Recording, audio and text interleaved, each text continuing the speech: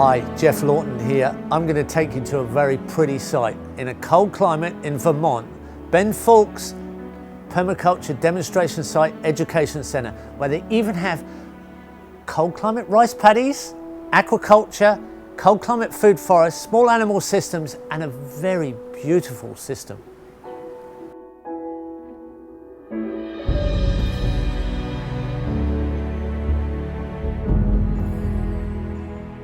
We're here in a cold climate and our slopes are slightly southwest, slightly to the west, slightly to the south, bit of a ridge line, and there's base rock here. So there's quite a lot of rocky slope. It's not what you call an agriculturally ideal site, but that has some great advantage for creating a diversity of slope, a diversity of terraces, and the thermal mass of the rock gives you that heat gain. Because we're talking cold climate now. And that's where we can get some interesting effects. When we design in diversity, as long as we can put the diversity of angle, slope, sun angle, it makes a real difference with a bit of heat gain, thermal mass from the rocks, everything starts to work out. And we can extend our seasonal food from summer to winter storage, and a few applications, thermal mass of water, and everything starts to increase in potential, and it ends up being, especially in summer, a very, very beautiful looking scene. Here we have a hand-built timber house, nice passive solar. We've got echinacea in the garden, mixtures of plants all around us. There are rock terraces that trap the heat and give us those extra solar aspects. Tomatillo here, there's Jerusalem artichoke and other perennials. We have a whole mixture of food crops around us that are getting reflected light off the pond, and that extra heat gain late in the afternoon when the rocks are stacking in the temperature, they're still warm and they're going to stay warm into the night. This gives us an extended season. We've got fruit trees, berry crops, and all kinds of perennial and annual mixes together, so we really have an extended season on food that can be stored, it can be dried, it can be processed, because here we have deep snows in winter. So there is still diversity, but there's also a special element of storage. So storage and extension of yield is something we're really thinking about. All the herbs and flowers are as diverse in colour, shape and form as can be included anywhere. This temperate climate is one that has real summer diversity, and the stability of water flows and nutrient capture is captured in these elements, and when they go down to the ground, it's then stored in the soil. And it's the soil fertility where we get the best advantage in these cold climates. This is where the soil is fertile, deep and rich. This is a hugel bed on contour. It functions like a swale, absorbing water. What we have here is a mound that's covering woody material. This whole area has been cleared. A lot of it's been used for timber for the buildings on the site.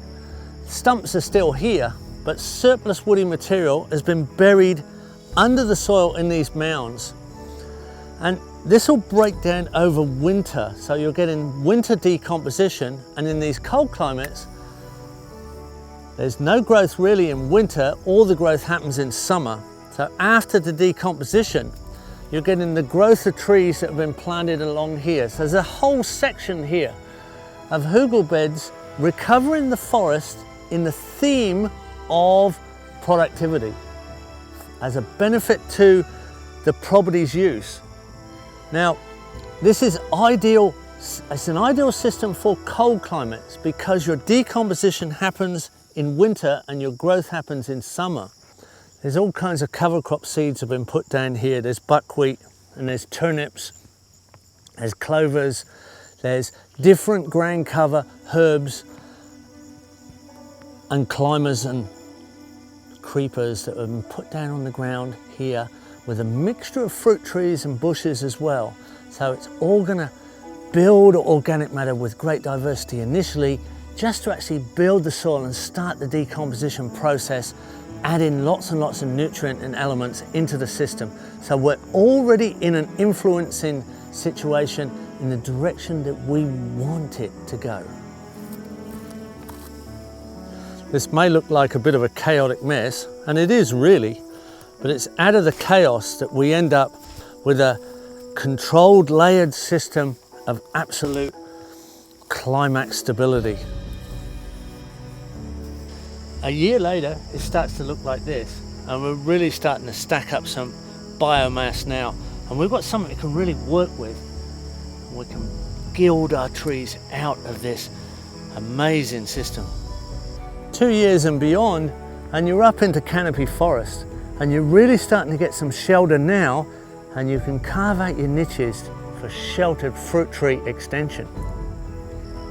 These temperate systems are so exquisite. They're so pretty, they have so much surplus.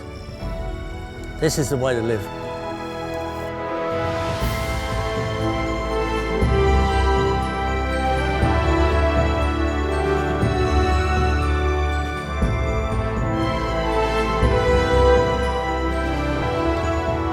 This is the top pond, and this is where water catchment starts.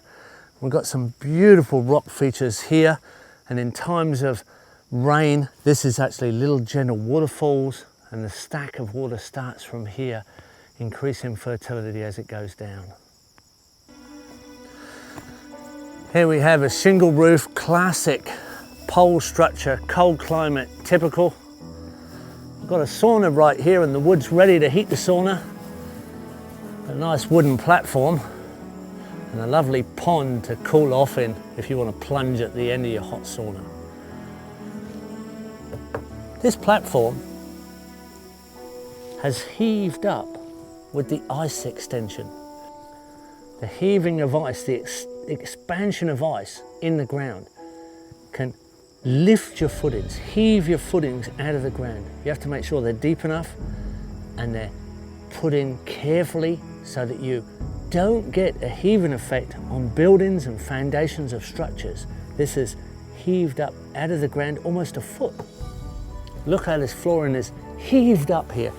This is the level it's supposed to be, and yet it's lifted all of that up. That's the power of the ice, and we can put that to our advantage, but we don't want it working against us when it comes to structures.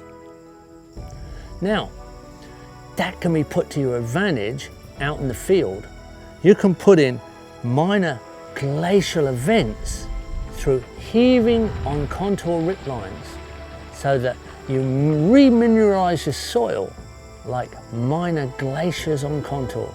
That's something that we can do right across landscape when we're bringing landscape back into condition.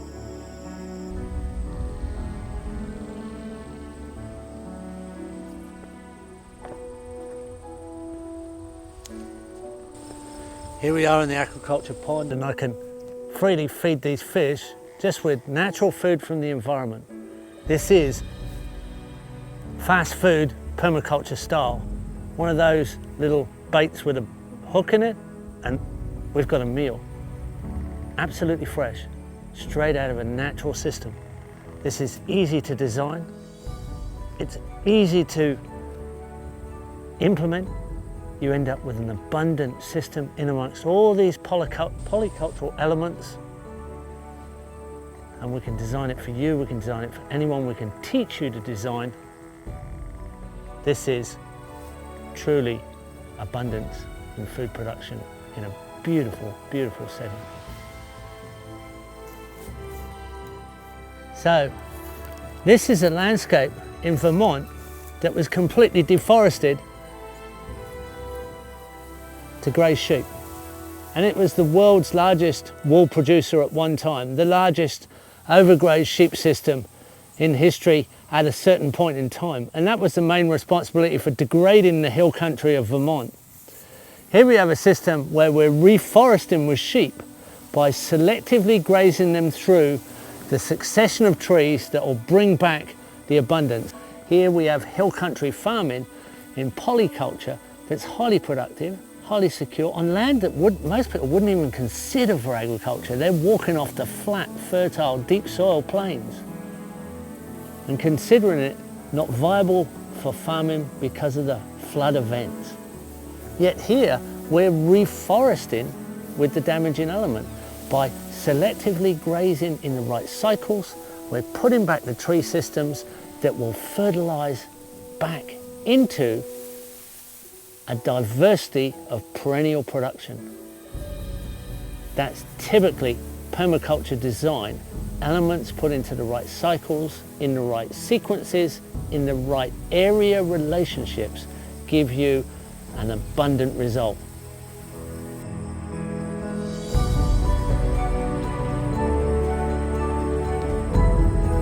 One of the happy accidents of just trying a whole lot of different things on your landscape and experimenting and seeing what's possible. So we started to see if we could grow rice about 5 years ago, even though we weren't aware of anyone growing rice in this cold of a climate anywhere in the world. There's certainly not in North America. We tried it, and it appears to be a very viable crop to grow. So one of the benefits of just trying things, you figure out new possibilities, and it turns out rice is a viable crop in even zone 4, North America, a place that gets negative 30 Celsius every winter. It's a long season, but we start it under cold frames. And it's just like growing a long season vegetable like onions or squash. Yet it's a staple that can store for years. And the really exciting thing is it can be grown in paddies and in depressions, in inundated situations, where you can store and capture all of the silt and all of the runoff on a landscape, rather than a convex shape. We're in a depression, so we're in a retention basin, but we're producing a food crop. So really, rice in paddies is just an edible stormwater detention basin. That's all we're working with here. So you have a system that, instead of losing nutrients throughout the growing season constantly and having force us to replace the nutrients, we're in a system that's just accruing nutrients every year because it's a depression. It's the detention basin. It's capturing nutrients, which makes it a very wet place in this climate. But rice is one of these amazing crops that can take periodic inundation. It doesn't need it, but it can deal with it. So we have a place where we're turning subsoil, gray, lifeless subsoil, into dark topsoil. You can see the gray below and the darkness forming up above, just as a matter of course, while also growing food. So we're enhancing soil while getting a yield. Instead of typical agriculture, we're mining the soil to get a yield. We're getting both benefits here, and that's the beauty of an integrated, ecological agriculture. In this situation, it's a staple food crop in a stormwater detention basin, also called a rice paddy. Turns out you can do this in very, very cold climates. You don't have to be in tropical or subtropical, Asia to grow rice paddies, to grow rice in paddies. With systems like this, where we gather water at the top of the property, swale to pond, pond overflow to terrace gardens, more swales, more ponds, more terrace gardens, ponds to swales to overflow ponds, gathering nutrient with ducks into paddies, fertigation of productive paddy systems on again through gardens, paddies, ponds, swales. It's a matter of slowing up water so it takes the longest path over the most distance, with the longest time moving as slowly as possible, with the most passive friction, rubbing up against as much productive diversity along the way to our advantage, increasing the efficiency through extending the entropy of a major element like water.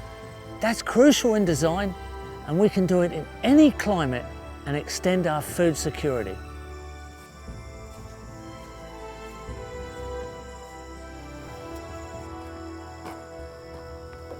Solar heat pump glasshouse, essential in these cold climates. This one's double glazed. It's got grow beds here with quite warm climate crops here. We've got chilies and tomatoes growing really well. In a climate that'd be kind of difficult to get them right through season outside, but so it's not just got those uses. We're actually, early season vegetables can be grown out here in the springtime, get an early start on things.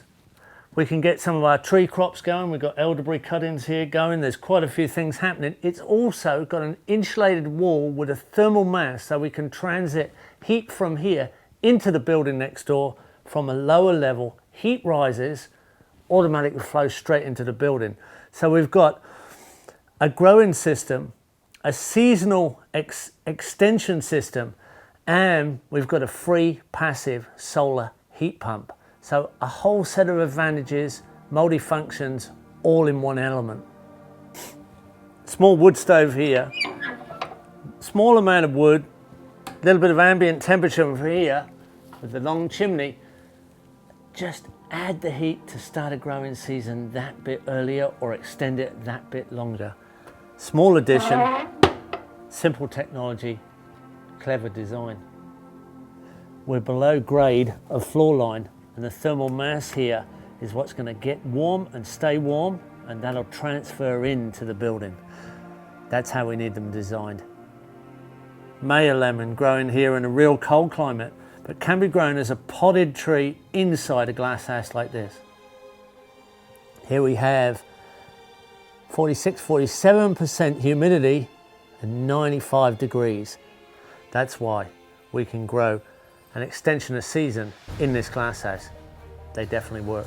And in here, we have an insulated room underground. And this is the cold storage. This is where all the food gets stored over winter, nicely chilled with natural ground temperature. Well, that's cold climate for you. And with these elements, we can live comfortably, we can live healthy. This is a very secure climate to live in with good permaculture design.